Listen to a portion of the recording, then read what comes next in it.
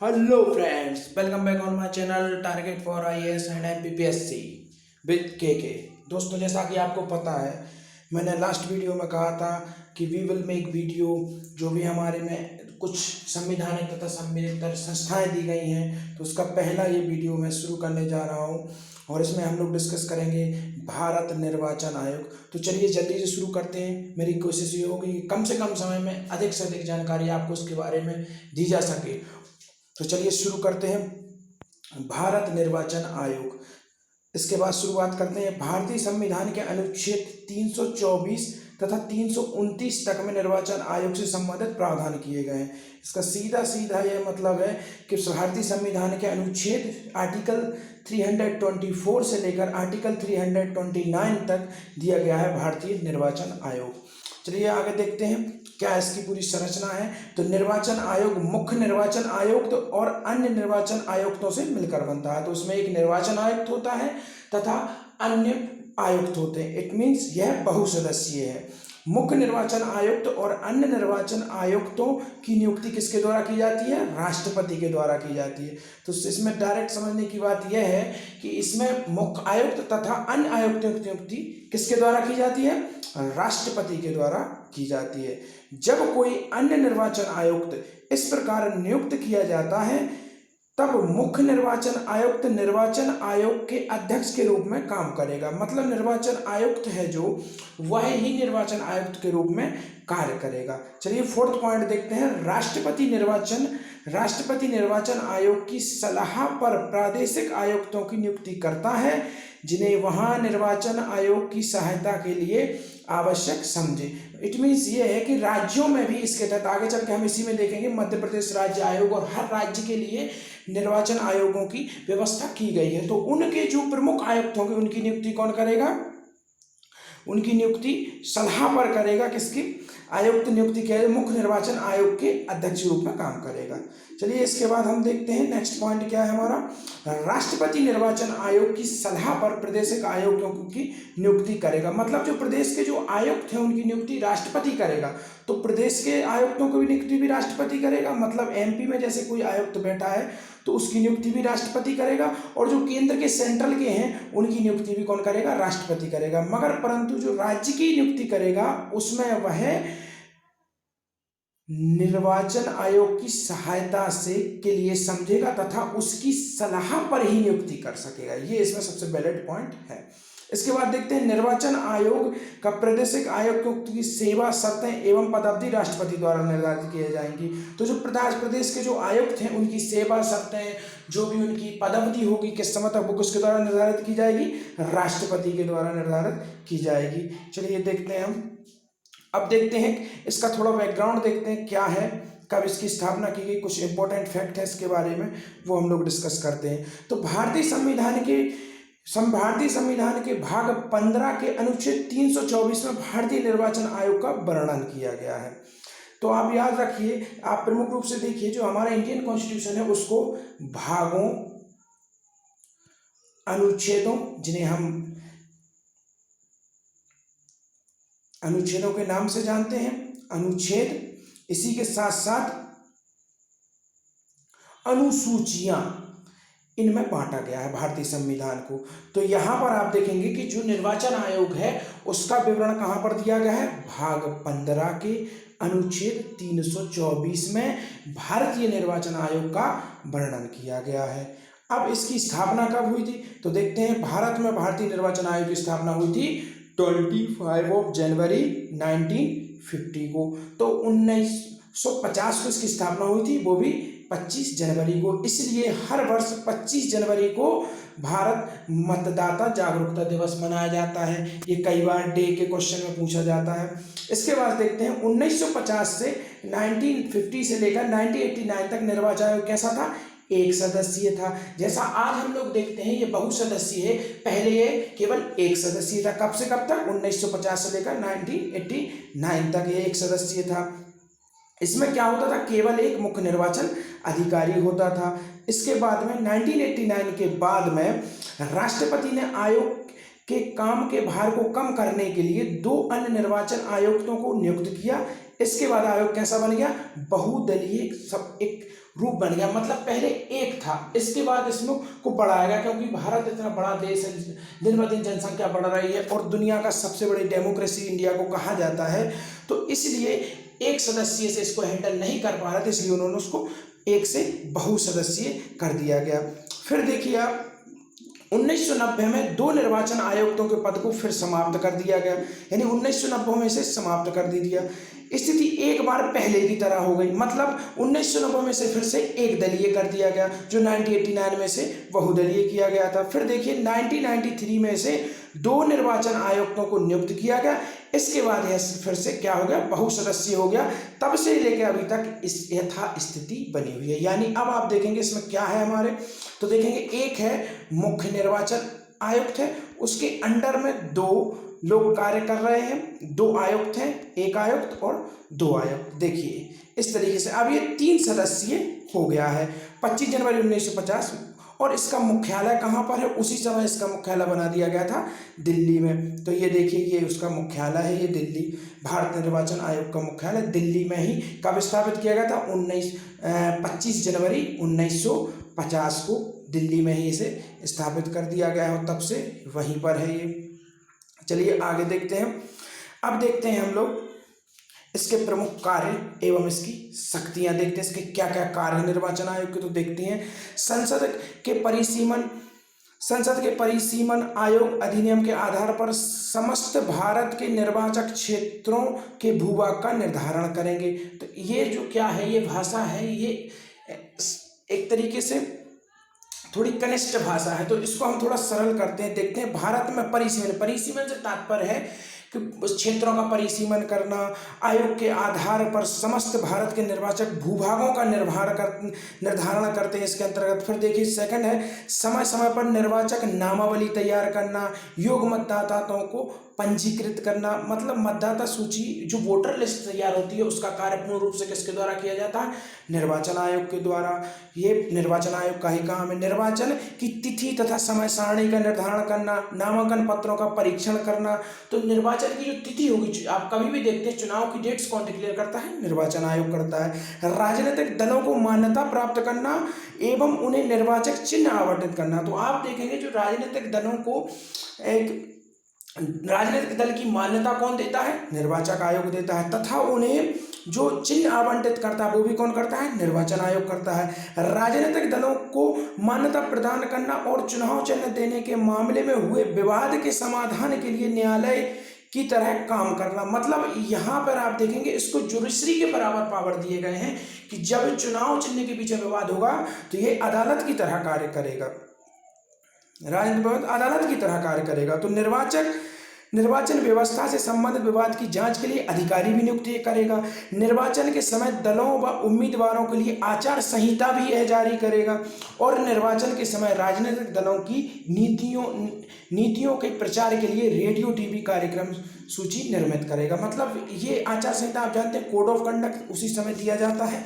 तो ये समस्त कार्य निर्वाचन आयोग द्वारा किए जाते हैं, जो कि काफ़ी इम्पोर्टेंट है। और आचार संहिता देखिए आप कितनी सख्ती से लागू की जाती है, तो इससे काफ़ी ज़्यादा प्रभाव पड़ता है। आगे देखिए और क्या कार्य है, संसद सदस्यों की निहरता से संबंधित मामलों पर राष्ट्रपति को सलाह देने, यानी संसद के सदस्यों की क्या क्या निहरताएं होनी चाहिए, उनकी क्या क्या योग्यताएं होनी चाहिए, इससे संबंधित जानकारी किसको देता है, providing for president. And then come विधानमंडल के सदस्यों की निहरता, यानी जो विधानसभा के सदस्य होते हैं उनकी निहरताएं भी ये राज्यपाल को परामर्श देता है। तो समझिए राष्ट्रपति को परामर्श देता है लोकसभा के संबंध में और राज्यपाल को सलाह देता है विधानसभाओं के संबंध में। रैंकिंग, मतदान केंद्र, लूट, हिंसा एवं अन्य नियमितताओं के आधार पर निर्वाचन को रद्द भी कर सकता है। तो आप समझिए कितनी पावर है इलेक्शन कमीशन को, इंडियन कॉन्स्टिट्यूशन के अकॉर्डिंग ये चुनाव को रद्द भी कर सकते हैं। देन कम निर्वाचन कराने के लिए कर्मचारियों की आवश्यकता के बारे में राष्ट्रपति व राज्यपाल से आग्रह करना, मतलब जो निर्वाचन कार्य कराया जाएगा तो उसके बारे में अगर इन्हें जरूरत पड़ेगी तो ये राष्ट्रपति से और राज्यपाल से आग्रह करेंगे। देन कम समस्त भारत में स्वतंत्र एवं निष्पक्ष चुनाव कराने के लिए चुनावी तंत्र का पर्यवेक्षण करना, मतलब ये पर्यवेक्षण करेंगे, उसकी जांच करेंगे कि स्वतंत्र एंड निष्पक्ष तरीके से हो सके इलेक्शन।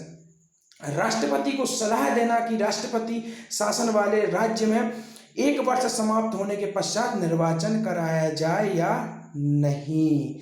मतलब जो राष्ट्रपति शासन जिन राज्यों में लगाया जाता है, आपको जैसे कि पता होगा आर्टिकल 356 के तहत आपातकाल लगाया जाता है, इसकी अवधि 1 वर्ष है।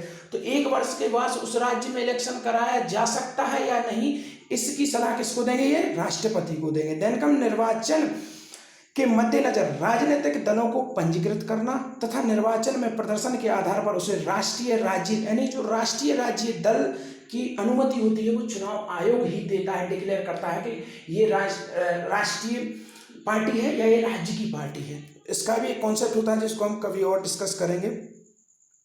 अब देखते हैं कुछ इंपॉर्टेंट फैक्ट भारतीय संविधान में हम देख चुके हैं, ये हम डिक्लेयर कर चुके हैं। इसके बाद हम देखते हैं कुछ इंपॉर्टेंट जो आर्टिकल्स हैं भारतीय निर्वाचन आयोग से संबंधित, उनको देखते हैं। चलिए, तो निर्वाचन आयोग से संबंधित महत्वपूर्ण अनुच्छेद, तो 324 में क्या दिया गया है, इनको हमको याद करना है, काफ़ी अच्छे से इनको लिख लीजिए पॉज करके वीडियो को। तो चलिए देखते हैं 324 324 में निर्वाचन के अधीक्षण, निर्देशन और नियंत्रण का निर्वाचन आयोग में निहित होना। मतलब इसका अधीक्षण भी निर्वाचन आयोग करेंगे, निर्देश भी देंगे और नियंत्रण, इट मीन्स जो पूरी भी प्रक्रिया होगी जो इलेक्शन की वो पूर्ण रूप में सेंट्रेड होगी इलेक्शन कमीशन पर। देन कम 325 325 धर्म, मूलवंश, जाति, लिंग के आधार पर किसी व्यक्ति निर्वाचक नामावली में सम्मिलित किए जाने के लिए अपात्र ना हो। मतलब ये कोई भी सरकार, कोई भी ऐसा नहीं कर सकता कि आप फलाने धर्म से हैं, आपको निर्वाचक सूची में शामिल नहीं किया जाएगा या किसी कारण से, तो इसकी ये जांच करेंगे और हर किसी को इसमें शामिल किया जाएगा। इसका सीधा ये है। देन कम 326 लोकसभा और राज्यों की विधानसभाओं के लिए निर्वाचनों का वयस्क मताधिकार के आधार पर होना। मतलब वयस्क मताधिकार के आधार पर जो वोटिंग राइट है वो 326 आर्टिकल में है। इसके बाद आते हैं कुछ और महत्वपूर्ण इंपॉर्टेंट आर्टिकल है। 327 327 विधानमंडलों के लिए निर्वाचन के संबंध में उपबंध करने की संसद की शक्ति। इसके बाद 328 किसी राज्य के विधानमंडल के लिए निर्वाचनों के संबंध में उपबंध करने की विधानमंडल की शक्ति। इसके बाद आते हैं 329 निर्वाचन संबंधी मामलों में न्यायालय के हस्तक्षेप का वर्जन। मतलब न्यायालय संबंधी जो मामले होंगे उसमें न्यायालय का हस्तक्षेप कुछ हद तक ही हो सकता है, अधिकतम पावर दी गई है हमारे इलेक्शन कमीशन को। तो आप समझ सकते हैं कितनी अधिक पावर दी गई है इलेक्शन कमीशन को अंडर द कॉन्स्टिट्यूशन। चलिए इसके बाद हम लोग डिस्कस करते हैं, इसके बाद हम लोग आते हैं हमारे नेक्स्ट टॉपिक पर, जो कि है राज्य निर्वाचन आयोग। हमारे मध्य प्रदेश का जो निर्वाचन आयोग है उसके बारे में डिस्कस करते हैं। तो चलिए शुरुआत करते हैं। संविधान के अनुच्छेद 243 या का जेड का में यह उपबंध है कि नगर पालिकाओं के लिए कराए जाने वाले सभी निर्वाचन के लिए निर्वाचन नामावली तैयार करने और उन सभी निर्वाचनों के संचालन का अधीक्षण, निर्देशन, नियंत्रण संविधान के अनुच्छेद 243 के अंतर्गत गठित राज्य निर्वाचन आयोग निहित करेगा। मतलब जो भी नगर पालिका, नगर निगम के जो चुनाव होंगे वो किसके अंडर गाइडेंस में होंगे? राज्य निर्वाचन आयोग। इसके बाद आते हैं राज्यपाल द्वारा नियुक्त एक राज्य निर्वाचन आयुक्त होगा। इसके अंदर राज्य निर्वाचन आयुक्त को उसके पद से उसी रीति के आधारों पर हटाया जा सकेगा जो उच्चतम न्यायालय के मामले में निर्धारित है। मतलब महाभियोग के आधार पर ही इसे हटाया जा सकता है राज्य निर्वाचन आयोग को। राज्य निर्वाचन की सेवा शर्तों में नियुक्ति के पश्चात उसके लिए अलाभकारी परिवर्तन नहीं। अलाभकारी परिवर्तन से मतलब यह है कि आज अगर वो उस सीट पर बैठा है तो उसकी तनख्वाह, उसका वेतन, उसकी सुविधाओं में किसी भी प्रकार की नेगेटिव मतलब कमी नहीं की जा सकती है। जब राज्य निर्वाचन आयोग ऐसा अनुरोध करे तब उसे अपने कर्तव्यों के निर्वहन के लिए राज्यपाल द्वारा आवश्यक कर्मचारी उपलब्ध कराए जाएंगे। मतलब राज्य निर्वाचन आयुक्त को अगर कर्मचारियों की आवश्यकता है तो डेफिनेटली वो राज्यपाल से आस्क करेगा और उसे प्रोवाइड किए जाएंगे। उक्त प्रावधानों के अंतर्गत मध्य प्रदेश के बारे में स्पेशल है, देखिए। उक्त प्रावधानों के अंतर्गत मध्य प्रदेश शासन सामान्य प्रशासन विभाग की अधिसूचना के आधार पर 1 फरवरी 1994 द्वारा, ये पॉइंट आप नोट करिए, काफी इंपॉर्टेंट है। 1 फरवरी 1994 द्वारा राज्य निर्वाचन आयोग का गठन किया गया था। मतलब मध्य प्रदेश चुनाव जो राज्य निर्वाचन आयोग, उसका गठन कब किया गया था? 1 फरवरी 1994 को इसका गठन किया गया था। चलिए देखते हैं प्रमुख जो हमारे यहाँ के आयुक्त रहे हैं। तो पहले हमारे निर्वाचन आयुक्त थे NV लोहानी, इसके बाद आए श्री गोपाल शरण शुक्ल। ये आप डेट्स लिख लीजिए, पॉज करके लिख लीजिए, काफ़ी इंपॉर्टेंट होंगी क्योंकि इन्हीं से डीपली क्वेश्चन बनने के चांसेस रहेंगे। श्री आदित्य विदय सिंह एंड डॉक्टर अजीत राय जादा। इसके बाद हम लोग देखते हैं ये और कुछ निर्वाचन आयुक्त हैं, श्री R परशुराम एंड बसंत प्रताप सिंह 2019 से जो अभी तक प्रेजेंट में है, करंट में श्री बसंत प्रताप सिंह हैं मध्य प्रदेश के राज्य निर्वाचन आयोग। अगर आप लोग इससे संबंधित MCQs चाहते हैं तो कमेंट सेक्शन में जाइए और कहिए, तो मैं आपको MCQs पर भी एक वीडियो बनाऊंगा। इन सब जो भी अधिनियम हम लोग इसके अंतर्गत पढ़ रहे हैं उन सब में एक्ट से जो जिस तरीके के क्वेश्चन बन सकते हैं उनकी भी मैं इसमें जिक्र करूँगा। चलिए देखते हैं मध्य प्रदेश के कुछ स्पेशल और फैक्ट हैं, ये और आप नोट कर लीजिए। मध्य प्रदेश निर्वाचन आयोग का ध्येय वाक्य क्या है? हर वोट कीमती, हर निकाय महत्वपूर्ण। ये काफी इंपॉर्टेंट हो जाता है फॉर MPPSC, तो आप इसको नोट कर लीजिए। हर वोट कीमती, हर निकाय महत्वपूर्ण है, ये मध्य प्रदेश निर्वाचन आयोग का ध्येय वाक्य है। इसके बाद देखते हैं मध्य प्रदेश निर्वाचन आयोग के प्रथम सचिव कौन थे? श्री प्रकाश चंद्र जी थे। मध्य प्रदेश निर्वाचन आयोग की प्रथम महिला सचिव कौन थी? श्रीमती विजया श्रीवास्तव थी। तो ये काफी इंपॉर्टेंट फैक्ट है, इनको पॉज करके आप लिख लीजिए। मध्य प्रदेश निर्वाचन आयोग से संबंधित हैं, फैक्ट हैं जो कि काफी इंपॉर्टेंट हैं, आप इनको नोट कर सकते हैं। इसके बाद हम लोग देखते हैं निर्वाचन आयोग से संबंधित महत्वपूर्ण तथ्य हैं जो काफी इंपॉर्टेंट हैं, तो इनको नोट करते हैं। भारतीय संविधान में निर्वाचन आयोग के आयुक्तों की योग्यता एवं शपथ का कोई प्रावधान नहीं है। तो आप देखिए निर्वाचन आयोग की किसी भी प्रकार की शपथ का या उनकी योग्यता का प्रावधान नहीं है, मगर फिर भी आप देखिए मुख्य निर्वाचन आयोग का कार्यकाल 6 वर्ष 65 वर्ष की आयु का होता है तथा अन्य निर्वाचन आयुक्तों का होता है 6 वर्ष तथा 62 का। आपने देखा होगा कि हमारा जो निर्वाचन आयोग, इसमें एक होता है मुख्य निर्वाचन आयोग, उसके अंडर में 2 होते हैं अन्य निर्वाचन आयुक्त। तो जो प्रमुख निर्वाचन आयुक्त है उसका कार्यकाल क्या होगा? 6 वर्ष या 65 वर्ष की आयु, जो भी पहले हो जाए, या वो अगर 6 वर्ष पहले पूरे कर लेता है तो रिटायर हो जाएगा, अगर 65 वर्ष की आयु हो जाती है तो वह रिटायर हो जाएगा। इसके बाद हम देखते हैं दूसरे जो 2 और आयुक्त होते हैं उनका कार्यकाल क्या है? 6 वर्ष और 62 वर्ष की उम्र, उनका थोड़ा कम है। भारत के पहले मुख्य निर्वाचन आयोग कौन थे? सुकुमार सेन थे। काफी इंपॉर्टेंट क्वेश्चन है मिसलेनियस के हिसाब से। तथा एकमात्र महिला जो मुख्य निर्वाचन आयुक्त बनी वह कौन थी? BS रमा देवी। तथा वर्तमान मुख्य निर्वाचन आयुक्त कौन है? सुशील कुमार अरोड़ा। सुशील कुमार अरोड़ा हमारे वर्तमान में है। तो थैंक यू फॉर वॉचिंग दोस्तों। अगर आपको लगता है कि इससे इंपॉर्टेंट और भी वीडियो आप चाहते हैं MCQs इससे रिलेटेड, तो हम वो भी बनाएंगे।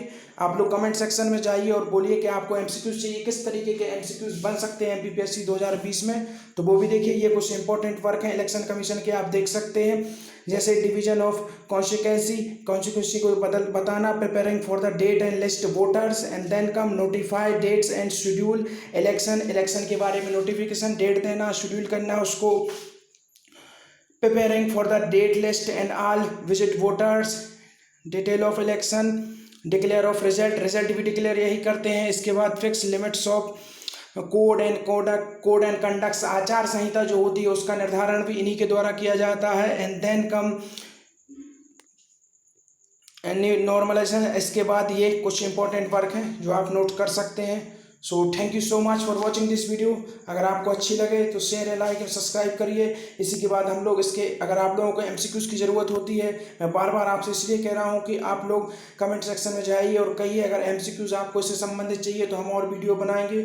और इसके बाद अभी तो 16 से 17 जो अधिनियम और संवैधानिक जो प्रावधान है हम उनके बारे में चर्चा करेंगे जो MPPSC के सिलेबस में 2020 में दिए गए हैं। तो कंटिन्यू रहिए, हम लोग डेली इस तरीके की वीडियो डालेंगे। Thank you so much for watching. Target बनी रहिए, target for IAS and MPPSC with KK। Thank you so much for watching.